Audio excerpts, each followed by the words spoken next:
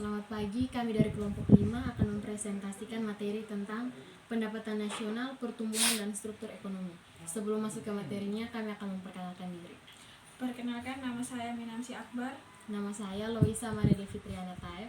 Nama saya Rahmadia Sukul. Saya langsung berikan kesempatan kepada pemateri 1 untuk memaparkan materi. Pendapatan nasional. Menurut Alfred Marshall, seorang ekonomi klasik, menyatakan pendapat nasional ataupun dividen nasional merupakan tenaga kerja dan modal dari negara yang mengolah sumber daya alamnya untuk memproduksi sejumlah neto komoditi, baik yang berupa material maupun material, termasuk juga jasa dan sejenisnya. Dari pengertian di atas dapat disimpulkan, pendapatan nasional adalah merupakan jumlah seluruh pendapatan yang diterima oleh masyarakat dalam suatu negara selama 1 tahun. B. Konsep pendapatan nasional. Ada beberapa istilah dari pendapatan nasional, antara lain: A. Produk domestik bruto.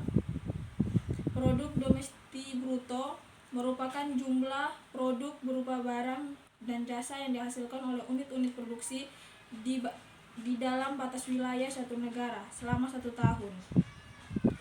B. Produk nasional bruto, yang meliputi nilai produk berupa barang dan jasa yang dihasilkan oleh produk suatu negara selama 1 tahun, termasuk hasil produksi barang dan jasa yang dihasilkan oleh warga negara yang berada di luar negeri, tetapi tidak termasuk hasil produksi perusahaan asing yang beroperasi di wilayah negara tersebut.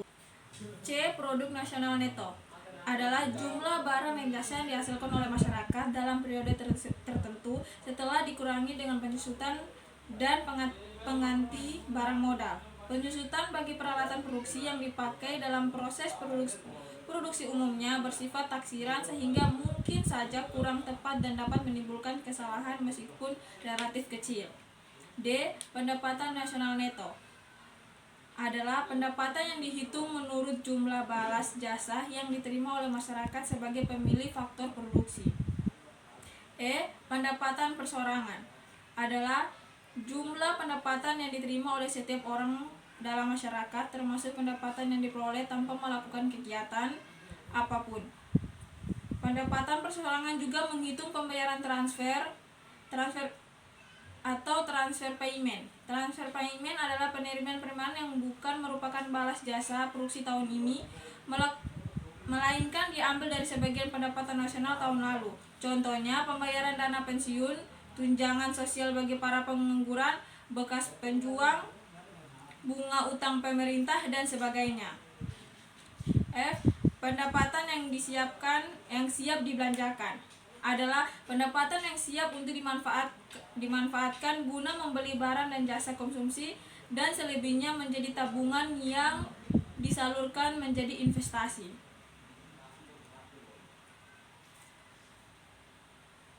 Adapun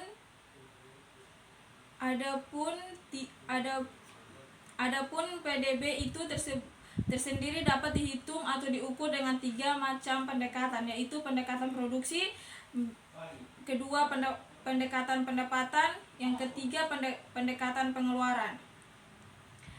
C. Faktor yang mempengaruhi pendapatan nasional. Yang pertama, permintaan dan penawaran agregat. Pemerintah agregat menunjukkan hubungan antara keseluruhan pemerintah terhadap barang-barang dan jasa sesuai dengan tingkat harga. Permintaan agregat adalah suatu daftar dari keseluruhan barang dan jasa yang dibeli oleh sektor-sektor ekonomi pada berbagai tingkat harga, sedangkan penawaran agregat menunjukkan hubungan antara keseluruhan penawaran barang-barang dan jasa yang ditawarkan oleh perusahaan-perusahaan dengan tingkat harga tertentu. Yang kedua, konsumsi dan tabungan. Konsumsi adalah pengeluaran total untuk memperoleh barang-barang dan jasa dalam suatu perekonomian dalam jangka waktu tertentu, atau biasanya 1 tahun, sedangkan tabungan adalah bagian dari pendapatan yang tidak dikeluarkan oleh konsumsi.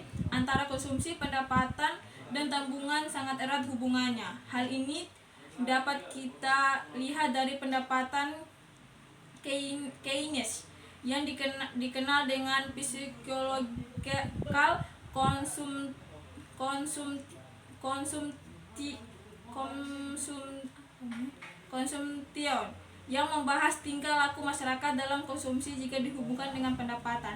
Yang ketiga, investasi. Investasi atau secara lebih spesifik investasi domestik swasta bruto adalah belanja pada barang kapital baru dan tambahan untuk persediaan. Contohnya bangunan dan mesin baru yang dibeli perusahaan untuk menghasilkan barang dan jasa. Pengeluaran untuk investasi merupakan salah satu komponen penting dari pengeluaran agregat. Yang berikut pertumbuhan ekonomi. Menurut Budiono, pertumbuhan ekonomi adalah proses kenaikan output per kapita dalam jangka panjang. Pertumbuhan ekonomi merupakan indikator untuk melihat keberhasilan pembangunan dan merupakan suatu syarat keharusan bagi penurunan pengangguran. Definisi ini memiliki 3 komponen, yaitu yang pertama, pertumbuhan ekonomi suatu bangsa terlihat dari meningkatnya secara terus-menerus persediaan barang. Yang kedua, teknologi maju merupakan faktor dalam pertumbuhan ekonomi yang menentukan derajat pertumbuhan. Kemampuan dalam penyediaan aneka macam barang kepada penduduk. Dan yang ketiga, penggunaan teknologi secara luas dan efisien memerlukan penyesuaian di bidang kelembagaan dan ideologi sebagai inovasi yang dihasilkan oleh ilmu pengetahuan dapat dimanfaatkan secara tepat. Untuk dapat meningkatkan pendapatan nasional, maka pertumbuhan ekonomi menjadi salah satu target yang sangat penting yang harus dicapai dalam proses pembangunan ekonomi. Oleh karena itu, tidak mengherankan jika pada awal pembangunan ekonomi suatu negara, umumnya perencanaan pembangunan ekonomi berorientasi pada masalah pertumbuhan. Yang berikut faktor-faktor pertumbuhan ekonomi. Faktor yang pertama adalah faktor sumber daya manusia. Sama halnya dengan proses pembangunan, pertumbuhan ekonomi juga dipengaruhi oleh sumber daya manusia. Sumber daya manusia merupakan faktor terpenting dalam proses pembangunan. Cepat lambatnya proses pembangunan tergantung kepada sejauh mana sumber daya manusia selaku subjek pembangunan memiliki kompetensi yang memadai untuk melaksanakan proses pembangunan. Faktor yang kedua adalah faktor sumber daya alam. Sebagian besar negara berkembang bertumpu kepada sumber daya alam dalam melaksanakan proses pembangunannya. Namun, sumber daya alam saja tidak menjamin keberhasilan proses pembangunan ekonomi apabila tidak didukung oleh kemampuan sumber daya manusianya dalam mengelola sumber daya alam yang tersedia. Yang ketiga, faktor ilmu pengetahuan dan teknologi. Perkembangan ilmu pengetahuan dan teknologi yang semakin pesat mendorong adanya percepatan proses pembangunan.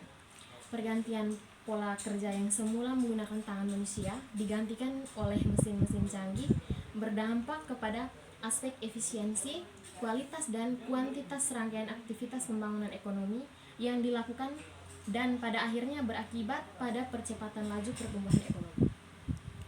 Faktor yang berikut adalah faktor budaya. Faktor budaya memberikan dampak tersendiri terhadap pembangunan ekonomi yang dilakukan. Faktor ini dapat berfungsi sebagai pembangkit atau pendorong proses pembangunan, tetapi dapat juga menjadi penghambat pembangunan. Yang berikut adalah sumber daya modal. Sumber daya modal dibutuhkan manusia untuk mengolah SDA atau sumber daya alam dan meningkatkan kualitas IT. Sumber daya modal merupakan barang-barang modal sangat penting bagi perkembangan dan kelancaran pembangunan ekonomi, karena barang-barang modal juga dapat meningkatkan produktivitas. Yang berikut faktor-faktor yang menghambat pertumbuhan ekonomi, diantaranya yang pertama korupsi. Korupsi akan mempersulit pembangunan karena akan membuat kekacauan dan ketidakefisienan dalam pembelanjaan. Yang kedua, laju inflasi. Inflasi akan berdampak pada menurunnya indeks kepercayaan konsumen karena masyarakat cenderung mengurangi belanja karena berhati-hati terhadap risiko kenaikan harga tinggi. Yang berikut adalah tingkat suku bunga. Tingkat suku bunga akan mempengaruhi investasi. Yang keempat, kenaikan harga bahan bakar minyak. Kenaikan harga BBM mempengaruhi pertumbuhan ekonomi nasional karena dampak kebijakan tersebut menimbulkan multiplier effect menyeluruh terhadap perekonomian. Yang ketiga, situasi keamanan yang tidak kondusif. Ada beberapa pandangan untuk menciptakan kondisi ekonomi yang kokoh dibutuhkan stabilitas politik dan keamanan. Yang berikut pertumbuhan ekonomi dalam perspektif Islam. Menurut Khursyid, pertumbuhan ekonomi tidak lepas dari konsep keadilan distribusi pendapatan dan kekayaan bagi setiap individu pada seluruh generasi, menghapus riba dan mewajibkan zakat. Dengan demikian dapat disimpulkan, pertumbuhan ekonomi dalam perspektif Islam harus memasukkan aspek aksiologis, dalam hal ini nilai moral, agar pertumbuhan ekonomi tidak hanya diorientasikan kepada kesejahteraan materi saja, melainkan memasukkan juga aspek ruhaniyah. Di dalam Islam terdapat instrumen ekonomi yang dapat mengataskan kemiskinan dan menciptakan pertumbuhan ekonomi, yaitu yang pertama infak, yang kedua zakat, dan yang ketiga syadaqah. Yang berikut faktor pertumbuhan ekonomi dalam perspektif Islam. Sama halnya dengan konsep konvensional, dalam pertumbuhan ekonomi perspektif Islam ada beberapa faktor yang akan mempengaruhi pertumbuhan itu sendiri. Faktor-faktor tersebut adalah yang pertama sumber daya yang dapat dikelola, yang kedua sumber daya manusia, yang ketiga wirausaha, yang keempat teknologi. Islam juga melihat bahwa faktor-faktor di atas juga sangat penting dalam pertumbuhan ekonomi. Berikutnya tentang struktur ekonomi. Struktur ekonomi dipergunakan untuk menunjukkan komposisi atau susunan sektor-sektor ekonomi dalam suatu perekonomian. Sektor yang didominan atau yang diandalkan mempunyai kedudukan paling atas dalam struktur tersebut dan menjadi ciri khas dari suatu perekonomian. Dikenal dua macam struktur ekonomi, yaitu yang pertama struktur agraris, adalah struktur ekonomi didominasi oleh sektor pertanian. Sektor pertanian menjadi sumber mata pencarian sebagian terbesar penduduknya. Pada umumnya negara-negara berkembang termasuk Indonesia disebut negara agraris, dan negara-negara yang termasuk negara-negara belum berkembang yang pertaniannya masih sangat tradisional dikategorikan negara agraris tradisional. Yang kedua, industri, di mana struktur ekonomi didominasi oleh sektor industri. Sebagian terbesar produk domestik disumbangkan dan laju pertumbuhan ekonomi yang tinggi disumbangkan oleh sektor industri. Struktur ekonomi sebuah negara dapat dilihat berdasarkan 4 macam sudut tinjauan, yaitu yang pertama tinjauan makro sektoral. Sebuah perekonomian dalam berstruktur, misalnya agraris, industri atau niaga, tergantung pada sektor produksi atau mana yang menjadi tulang punggung perekonomian yang bersangkutan. Yang kedua, tinjauan kerugian atau spasial, adalah suatu perekonomian dapat dinyatakan berstruktur kedesaan atau tradisional dan berstruktur kekotaan atau modern. Hal ini tergantung apakah wilayah pedesaan dengan teknologinya yang tradisional yang mewarnai kehidupan perekonomian itu. Yang ketiga, tinjauan penyelenggaraan kenegaraan, adalah suatu perekonomian dapat menjadi perekonomian yang berstruktur etatis, egaliter atau bourgeois, tergantung pada siapa atau kalangan mana yang menjadi pemeran utama dalam perekonomian yang bersangkutan. Yang terakhir, tinjauan birokrasi pengambilan keputusan, adalah dengan sudut tinjauan ini dapat dibedakan antara struktur ekonomi yang sentralistis dan yang desentralistis. Ditinjau secara makro sektoral, struktur ekonomi Indonesia sesungguhnya masih dualistis. Sumber mata pencarian utama sebagian besar penduduk masih sektor pertanian. Dalam kaitan ini berarti struktur tersebut masih agraris. Akan tetapi penyumbang utama pendapatan nasional adalah sektor industri pengolahan. Pergeseran struktur ekonomi secara makro sektoral ini seada dengan pergeserannya secara spasial. Perekonomian telah bergeser dari semula berstruktur kedesaan atau tradisional menjadi kini berstruktur kekotaan atau modern. Kemajuan perekonomian di kota-kota jauh lebih pesat daripada di desa-desa. Porsi penduduk yang tinggal di kawasan pedesaan menjadi lebih sedikit, bukan semata-mata karena urbanisasi, tetapi juga karena mekar dan berkembangnya kota-kota.